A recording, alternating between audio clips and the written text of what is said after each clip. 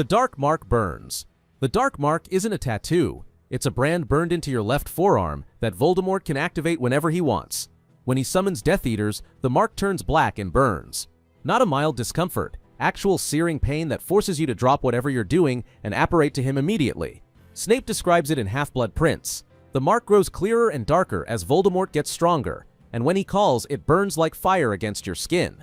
You can't ignore the summons. Voldemort tracks who shows up and who doesn't. When he returns in the graveyard at the end of Goblet of Fire, he immediately notices which Death Eaters came quickly and which ones are missing. He calls out Lucius Malfoy and others by name, commenting on their loyalty or lack thereof.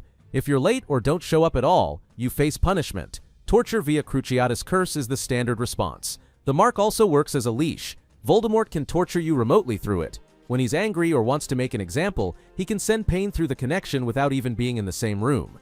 Every Death Eater feels a jolt when he's particularly furious. It's a constant reminder that you're owned, that your body isn't fully yours anymore. There's no removing it either. The dark mark is permanent. Even after Voldemort's first defeat, it remains on every Death Eater's arm as evidence of what they did. When he returns, it reactivates. You can try covering it with long sleeves, but other wizards know what you're hiding. The mark is visible proof you swore loyalty to a psychopath who can hurt you whenever he feels like it. No loyalty from Voldemort. Voldemort kills his own followers regularly. You join the Death Eaters thinking you'll gain power and protection, but the reality is you're completely expendable. At the beginning of Deathly Hallows, Voldemort murders Charity Burbage, the Muggle Studies professor at the Malfoy Manor dining table, while his Death Eaters watch. Then he feeds her corpse to Nagini.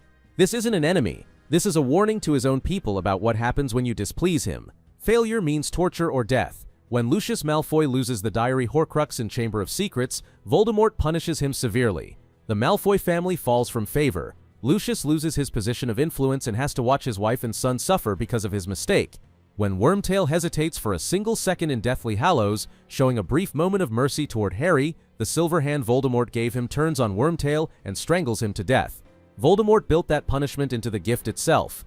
The Cruciatus Curse is standard discipline. Bellatrix, one of Voldemort's most loyal followers, still gets tortured when things go wrong. When Death Eaters fail to capture Harry during the Seven Potters battle, Voldemort punishes multiple people. He doesn't care that they tried their best or that the plan was difficult. Results matter. Loyalty means nothing. You're not joining an organization that protects its members. You're joining a cult where the leader has absolute power over your life and death. Voldemort doesn't value you as a person. You're a tool. If you break or become inconvenient, he disposes of you without hesitation. There's no pension plan for retired Death Eaters. There's just hoping you stay useful long enough to survive. You're always watched. Voldemort reads minds. He's a master of Legilimency, which means he can look into your thoughts whenever he wants.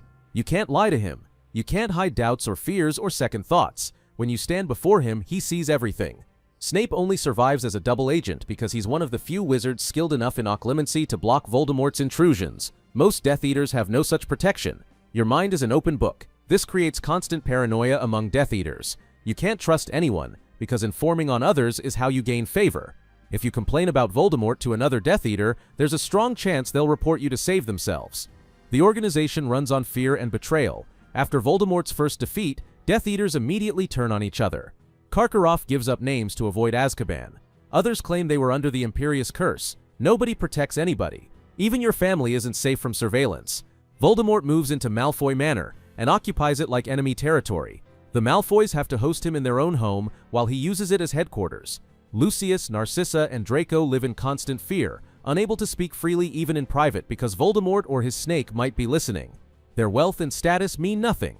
Their home isn't theirs anymore. The inner circle spies on the outer circle. Bellatrix reports on other Death Eaters. Snape reports on everyone as Voldemort's supposed favorite. You're never off duty, never safe, never able to relax. One overheard comment, one moment of weakness, one private doubt expressed to the wrong person, and you're facing the Cruciatus Curse, or worse, Azkaban Awaits. Most Death Eaters end up in Azkaban eventually. The wizarding prison is guarded by Dementors, creatures that drain happiness and feed on despair. They force prisoners to relive their worst memories over and over until they go insane.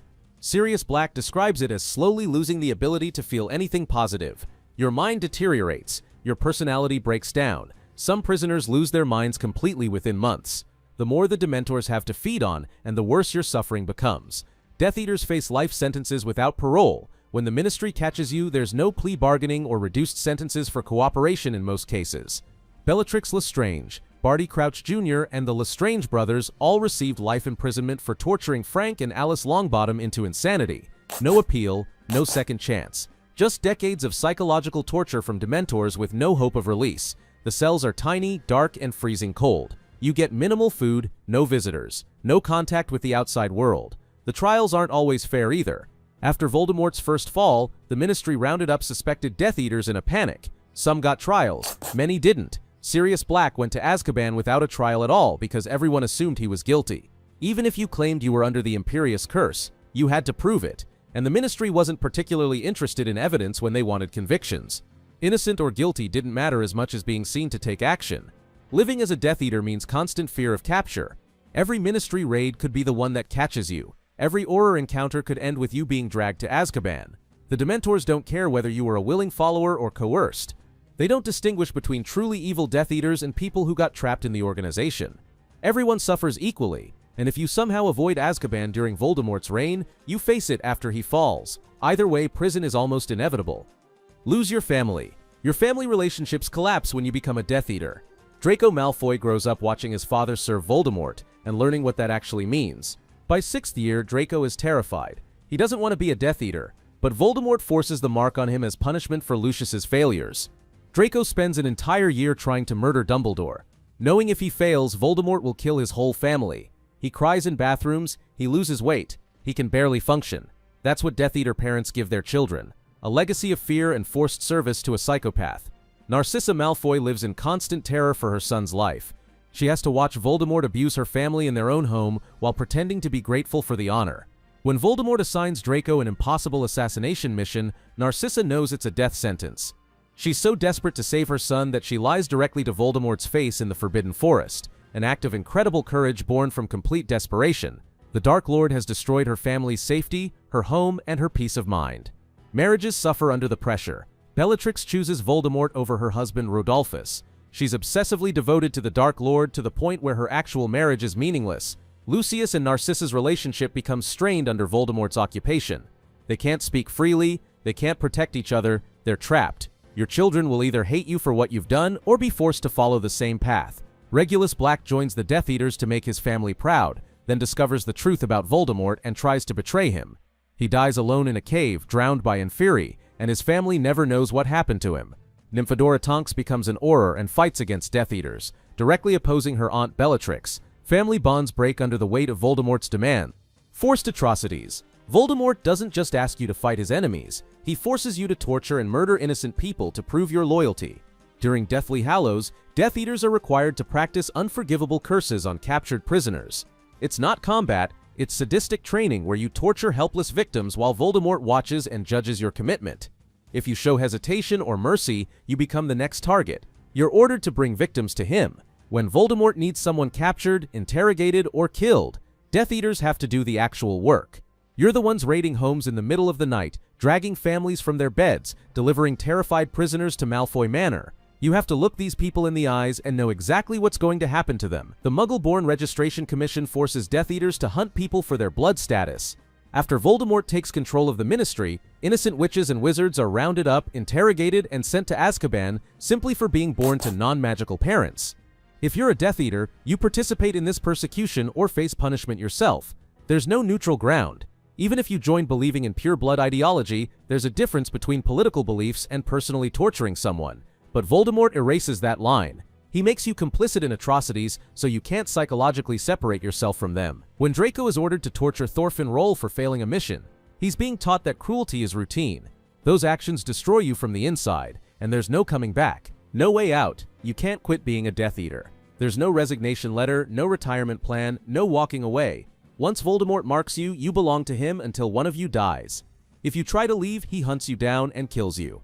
Desertion is treated as the ultimate betrayal, punished by torture and execution. Regulus Black tried to leave after discovering what Voldemort really was. He learned about the Horcruxes and attempted to destroy one to undermine Voldemort's immortality.